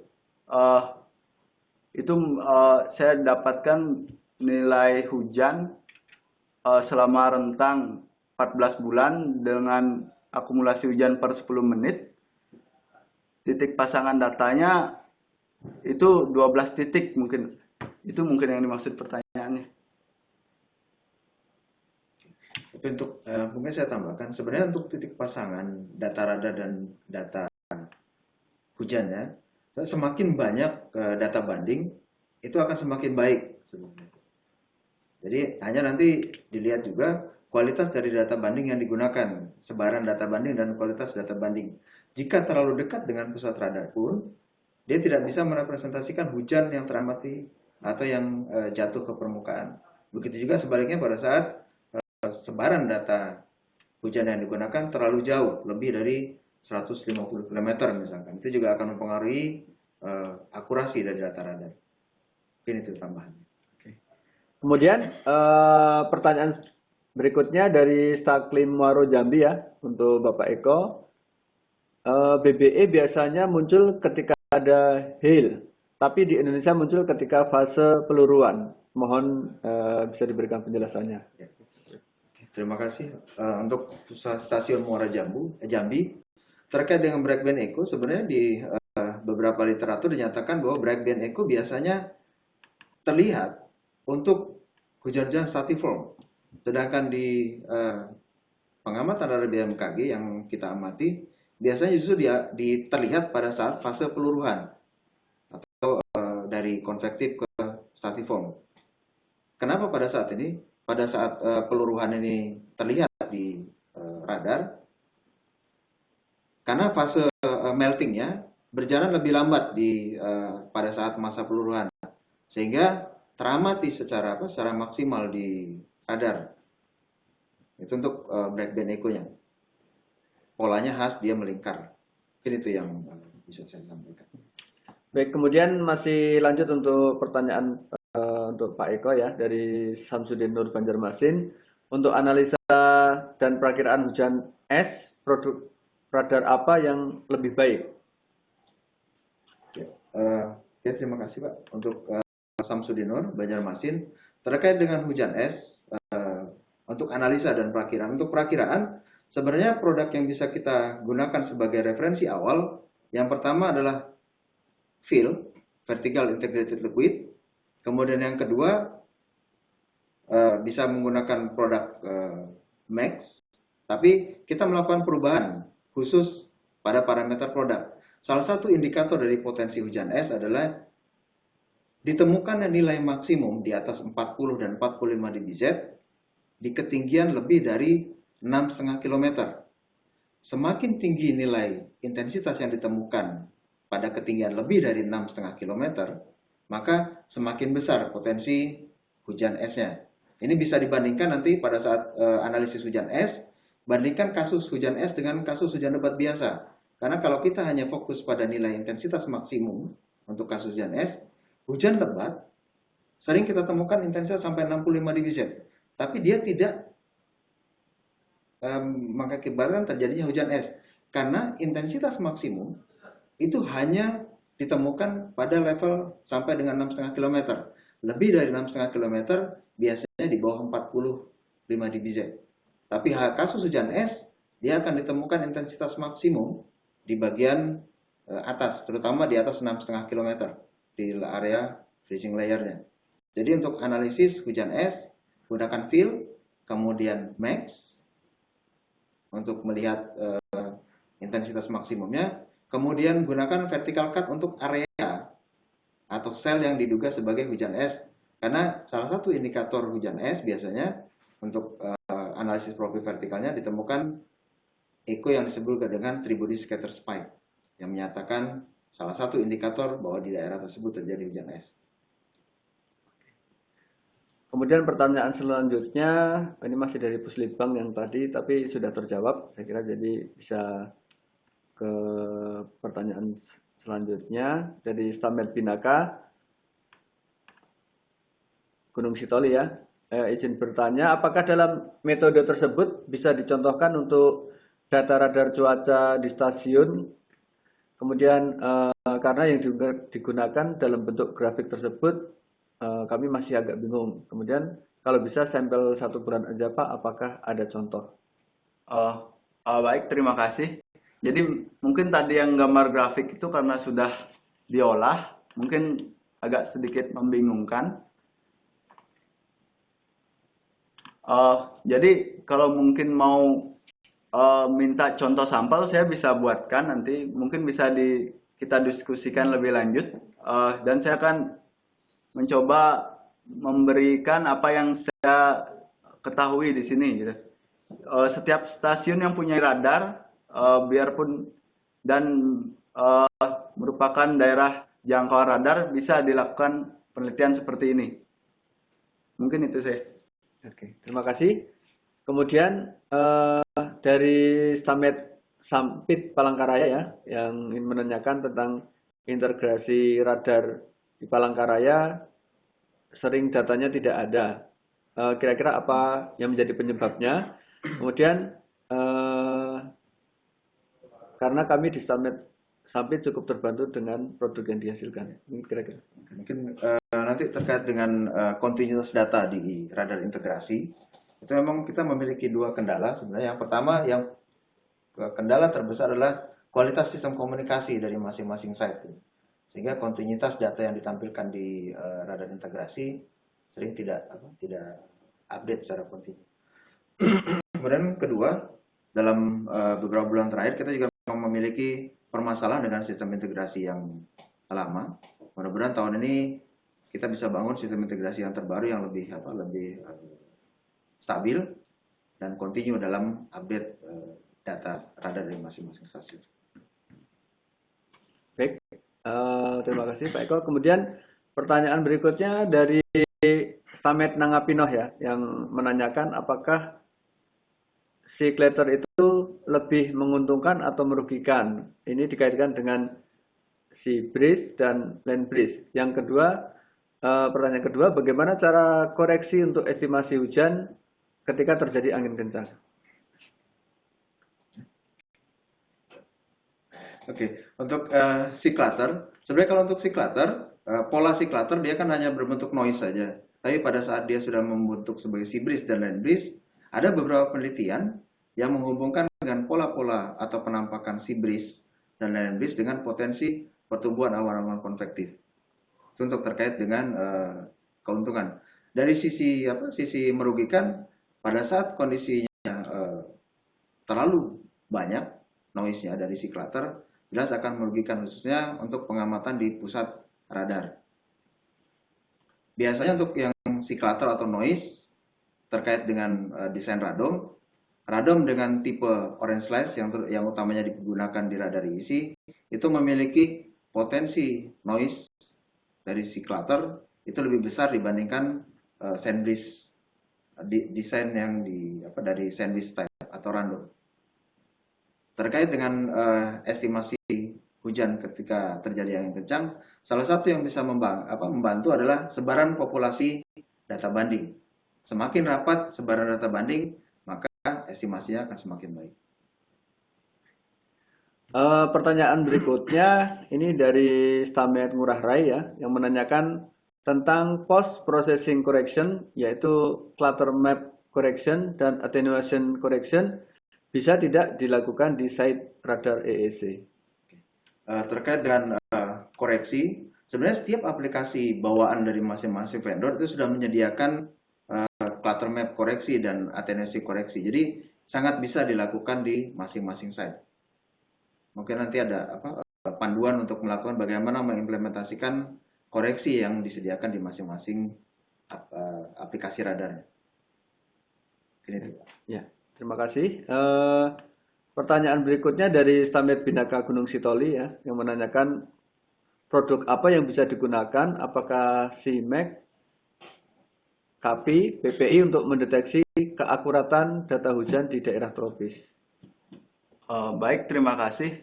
Dari segi produk radar, sebenarnya itu memiliki perbedaan di setiap tempat. Ada kemungkinan memiliki perbedaan di setiap tempat karena pengaruh topografi maupun kondisi iklim di sana.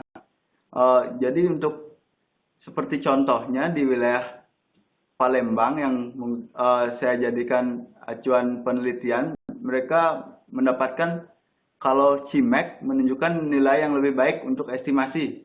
Tapi ada juga yang memilih base atau SRI, Surface Rainfall Intensity, yang digunakan untuk mendeteksi keakuratan curah hujan.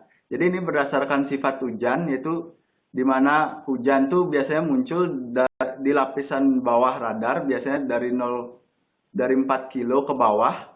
Itu radar bisa mendeteksi hujan. Jadi secara penelitian saya ini, karena CIMAC mampu menjangkau bagian bawah radar dan bisa disetting ketinggiannya, dan SRI atau base di mana merupakan menunjukkan nilai reflectivity dasar dari suatu volume reflectivity. Jadi antara CIMAC dan base itu yang saya gunakan untuk mendeteksi estimasi curah hujan di wilayah ini. Jadi itu mungkin perlu dipertimbangkan apa yang mau dideteksi, seperti hujan di lapisan bawah atmosfer. Jadi produk juga harus disetting di lapisan bawah untuk mendapatkan nilai estimasi hujan yang lebih baik. Mungkin itu saja. Baik, kemudian dari Pangkalan Bun ya, Stamet Pangkalan Bun yang menanyakan tentang perbedaan awan CB yang belum matang dan yang sudah luruh pada citra radar. Silakan.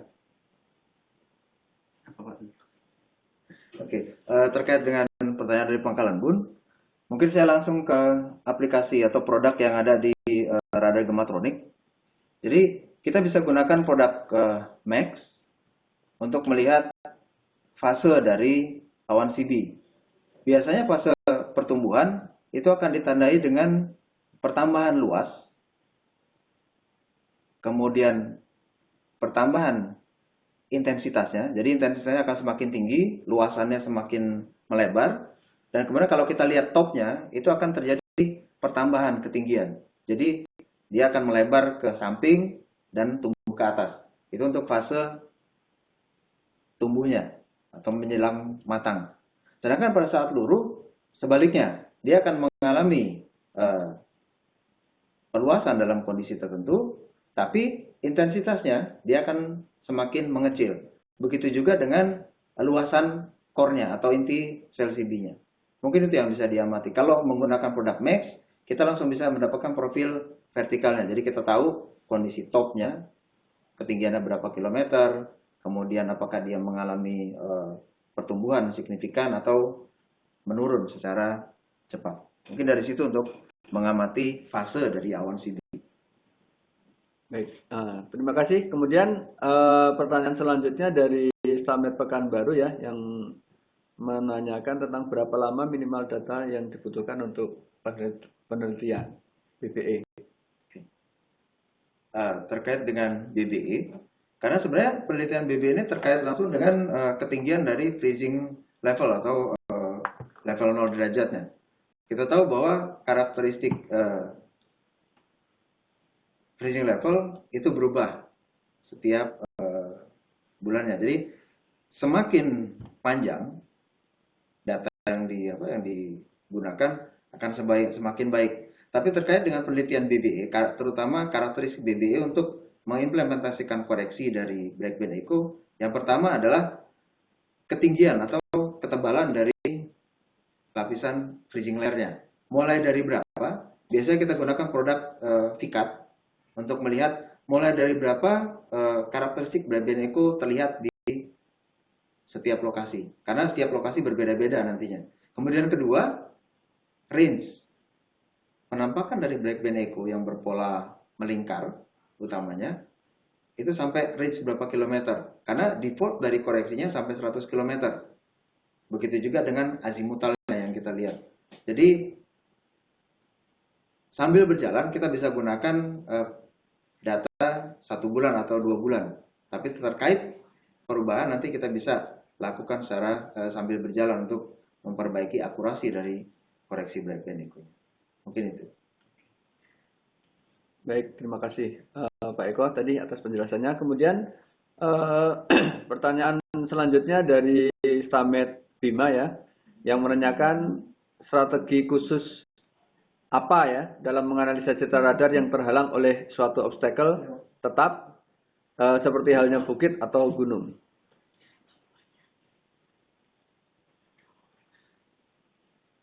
Silakan. Terkait dengan kondisi obstacle, sebenarnya nanti yang perlu dilihat adalah seberapa besar halangan yang diakibatkan oleh bukit atau gunung tersebut. Pada saat kondisi halangan itu maksimum, praktis kita tidak bisa melakukan teknik apapun. Karena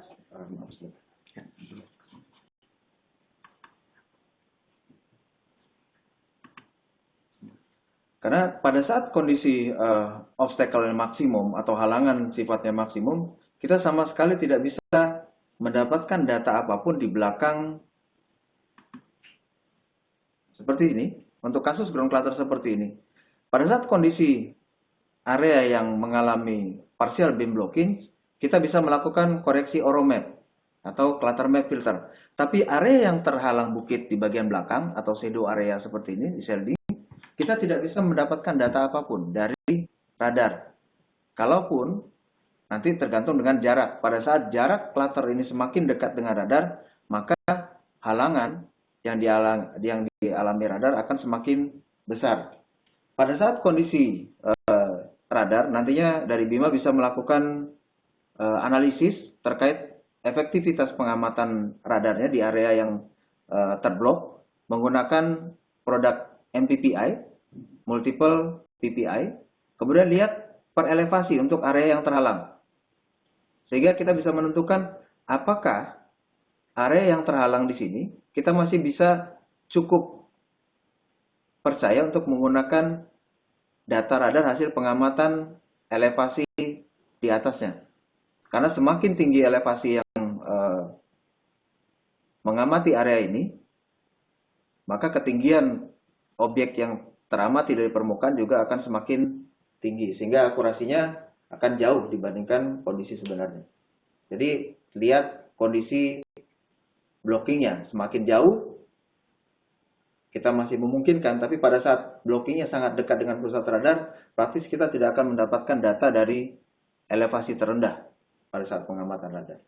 Mungkin sarannya untuk memastikan gunakan produk PPI atau MPPI dari radar geomatronik untuk melihat seberapa besar akurasi pengamatan radar di wilayah Bima. Oke, terima kasih. Kemudian pertanyaan selanjutnya dari Balai 2 ya, yang menanyakan kira masih relevan atau tidak radar cuaca dengan delay 10 sampai 20 menit sebagai acuan pembuatan peringatan dini.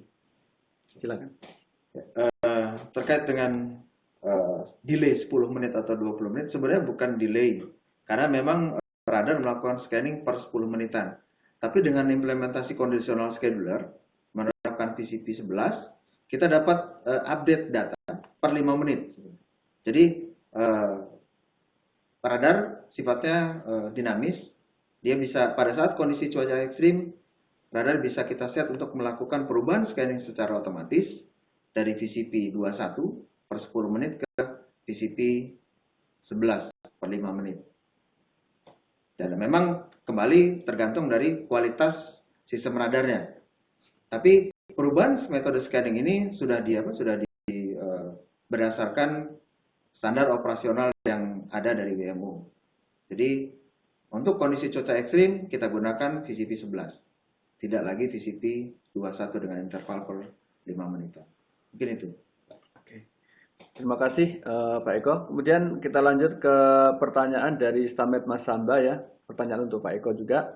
Mengapa ketika hujan lebat di sekitar radar, beberapa saat setelahnya muncul citra berbentuk halo atau lingkaran dan di daerah luar lingkaran tidak terdeteksi meski terjadi hujan lebat?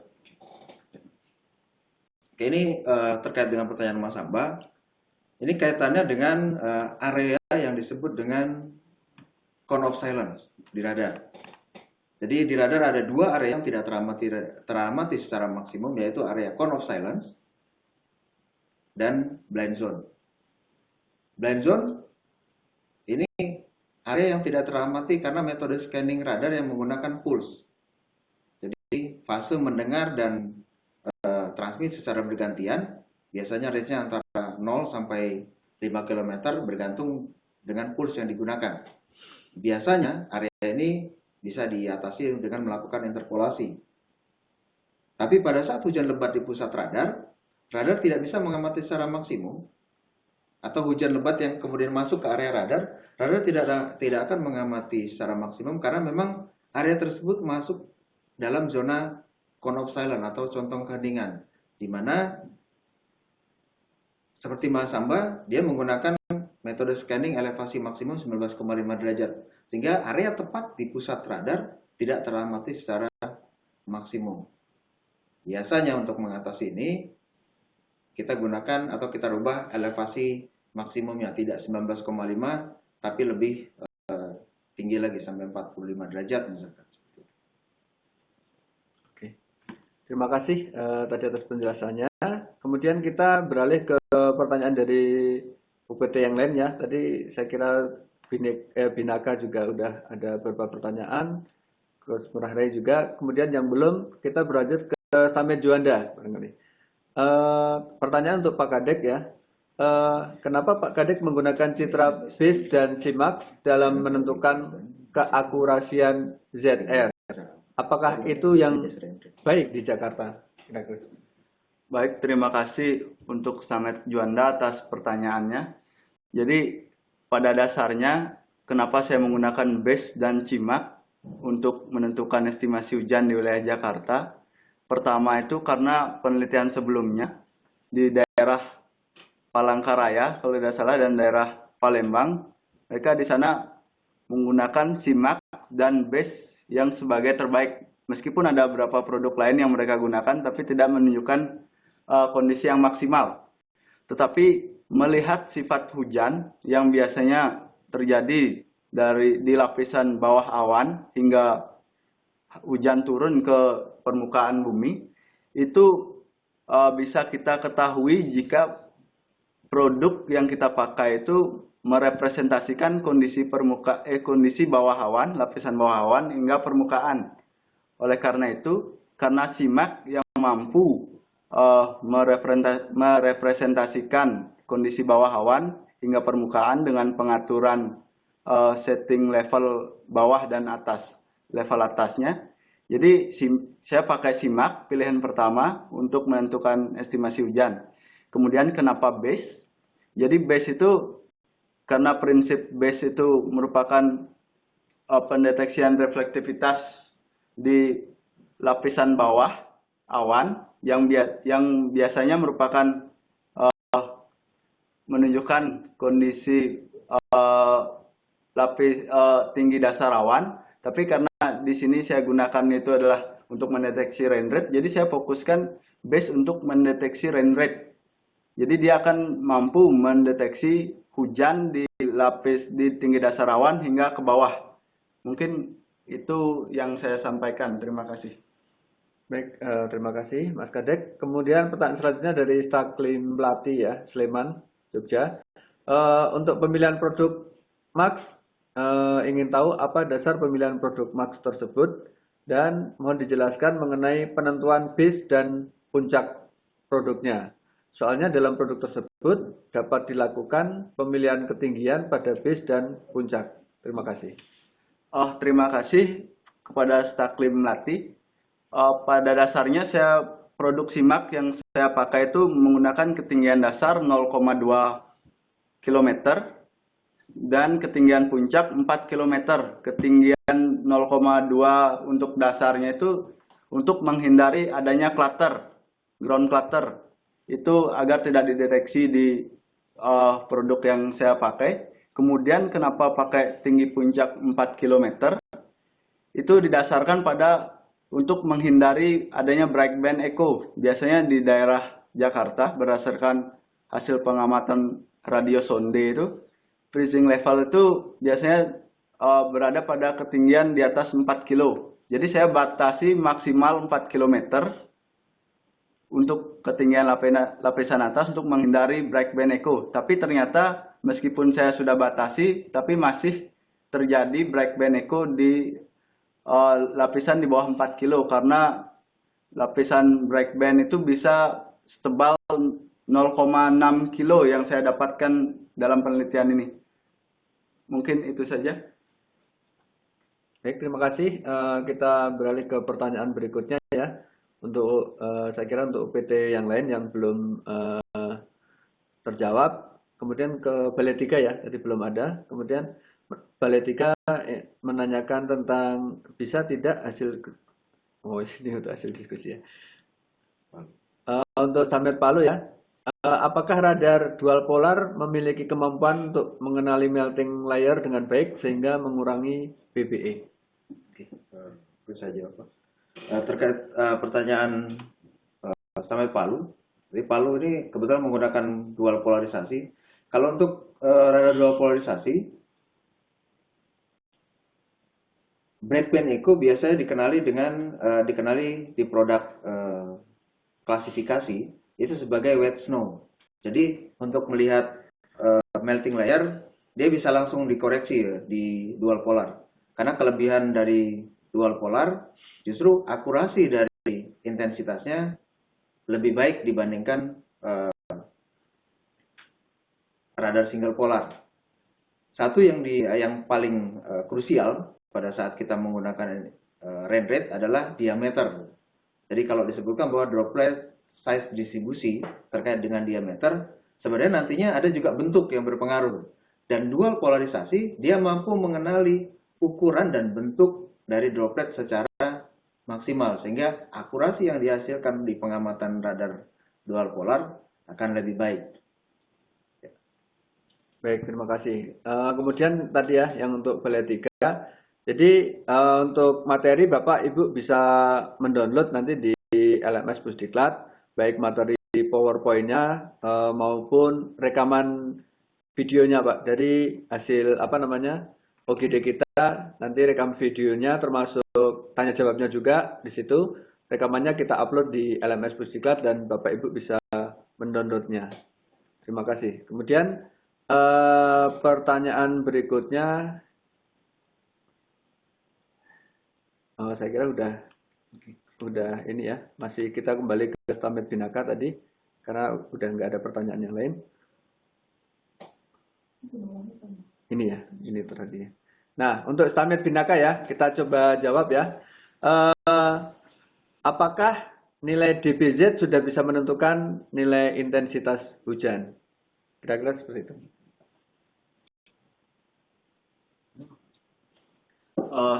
Terima kasih dari Stamet Binaka.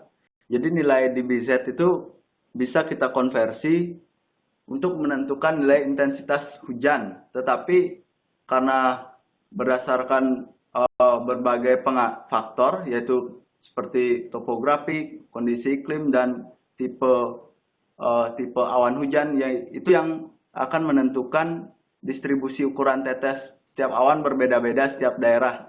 Jadi yang kita pakai di BMKG ini mungkin bisa dilihat di radar.bmkg.go.id itu. Di sana sudah ada konversi nilai intensitas DBZ dan nilai intensitas hujan yang rata-rata yang akan terjadi, kemungkinan terjadi. Jadi itu merupakan masih nilai rata-rata, jadi untuk keakurasiannya mungkin masih belum tepat. Jadi intinya, apakah nilai DBZ sudah bisa menentukan nilai intensitas hujan? Sudah bisa, tetapi keakurasiannya masih belum bisa dipastikan.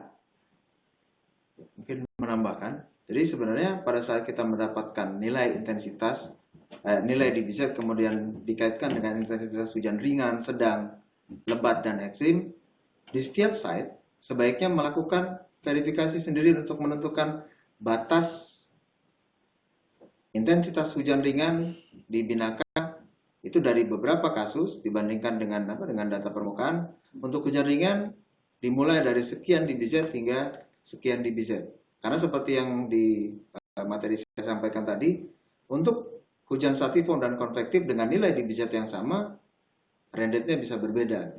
Begitu juga dikaitkan dengan kondisi masing-masing site.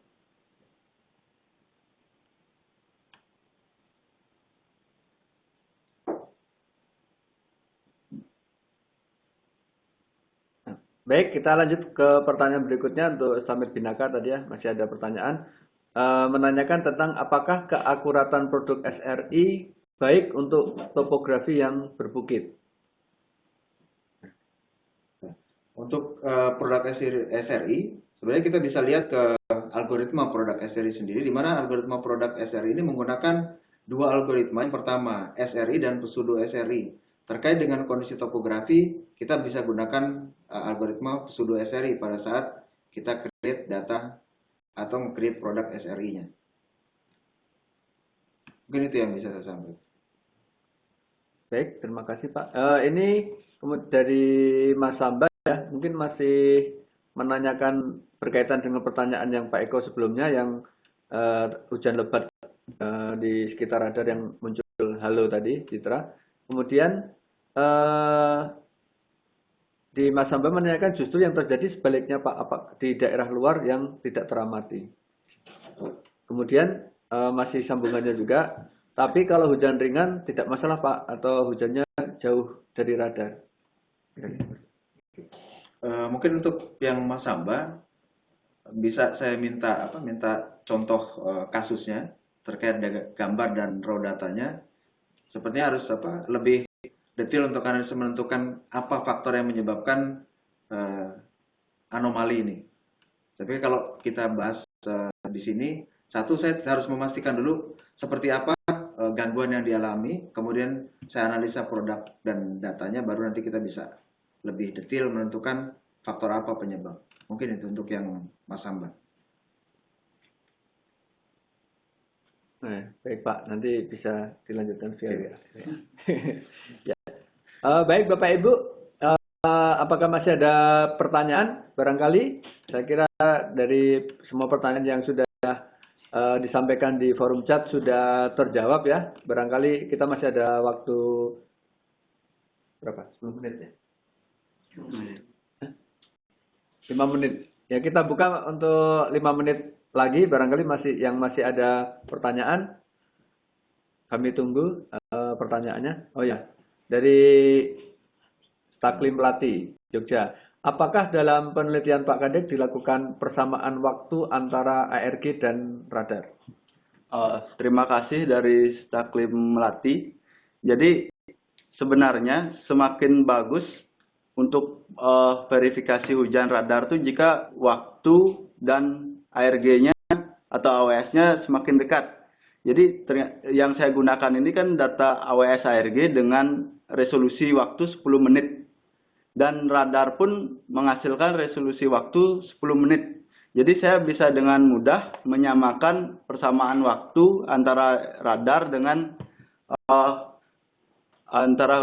dan akumulasi hujan. Tetapi karena keterbatasan produk radar tidak mampu membuat akumulasi hujan dalam waktu 10 menit. Jadi saya bulatkan menjadi 30 menit.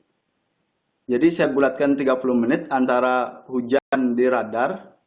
Produk radar saya create menjadi akumulasi hujan 30 menit. Sedangkan AWS ARG saya akumulasikan setiap 30 menit. Dan saya tentu samakan antara waktu ARG AWS dengan radar itu sendiri. Ini untuk mengetahui bagaimana proses jatuhnya hujan itu apakah selalu sama antara nilai yang dideteksi radar dengan nilai yang dideteksi oleh AWS ARG, atau apakah beda malah duluan radar atau duluan AWS ARG-nya. Ternyata yang saya dapat itu memang pada beberapa kasus memang ada kasus hujan yang meskipun waktunya saya samakan, ada hujan yang di ARG yang lebih dulu terjadi baru di radar, tapi ada juga yang sebaliknya di mana radar dulu yang terjadi baru hujan di AWS ARG yang terdeteksi. Nah itu saya kira karena pengaruh angin itu,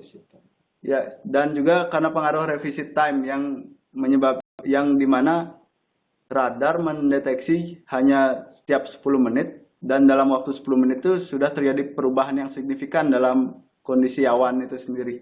Mungkin itu saja dari Staklim Melati. Oke, baik. Masih ada satu pertanyaan dari Staklim Muaro Jambi. Mohon penjelasan mengenai produk PAC. Produk PAC ini adalah satu produk akumulasi hujan untuk radar gematronik yang bisa dibuat intervalnya bisa dimodifikasi akumulasi per jam, 3 jam, 6 jam, 12 jam, atau 24 jam. Dia merupakan akumulasi hujan dalam satuan waktu tertentu. Produk PAC, dia bisa secara default diturunkan dari SRI, Surface Rainfall Intensity. Tapi PAC juga bisa diturunkan dari produk MAX, kemudian KP, PPI, dan dari produk rain tracking. Yang menarik di sini sebenarnya nanti bisa dilakukan penelitian PAC yang dari produk mana yang paling baik antara SRI, MAX, atau CIMAX, KP, PPI, dan rain tracking. Mungkin untuk PAC-nya. Jadi produk akumulasi rain rate dalam interval waktu tertentu bisa 1 jam, 3 jam, atau 24 jam, dan ini tergantung dengan data banding yang digunakan nantinya. Terima kasih. Baik, terima kasih Pak Eko. Kemudian masih ada satu pertanyaan dari Stamer Pekanbaru untuk Pak Kadek barangkali, yang terkait dengan penelitian BPE tadi, produk apa yang sebaiknya digunakan? Terima kasih. Terima kasih pertanyaan dari Samet Pekanbaru. Untuk penelitian Black Band Eco sendiri, mungkin yang perlu kita tekankan itu yaitu pada produksi MAX, soalnya dia bisa menjangkau dari ketinggian dasar maupun sampai ketinggian puncak. Nah, di sana kita bisa mendeteksi adanya pola-pola ring atau seperti cincin di daerah eco radar. Itu bisa kita indikasikan sebagai black band. Nah, untuk memvalidasinya itu bisa kita pakai produk radiosonde, bukan produk radiosonde, maaf. Hasil dari rason, di sana kita bisa tentukan ketinggian freezing level. Freezing level itu nanti itu merupakan lapisan di mana proses pencairan atau melting layer terjadi. Nah, ketebalan dari Breakband Eco itu mungkin dipengaruhi oleh posisi ketinggian freezing level ditambah dengan proses seberapa lama pencairan itu terjadi, sehingga Breakband Eco itu bisa kita analisis ketebalannya serta ketinggiannya yang biasa terjadi di suatu tempat, dan kemungkinan setiap site itu memiliki ketinggian yang berbeda-beda. Mungkin itu saja, ada tambahan? Ya, untuk penelitian BBE terkait dengan input koreksi Breakband Eco Correction, mungkin selain produk CIMEX, kita bisa gunakan produk VCAT. Jadi tools VCAT sebenarnya.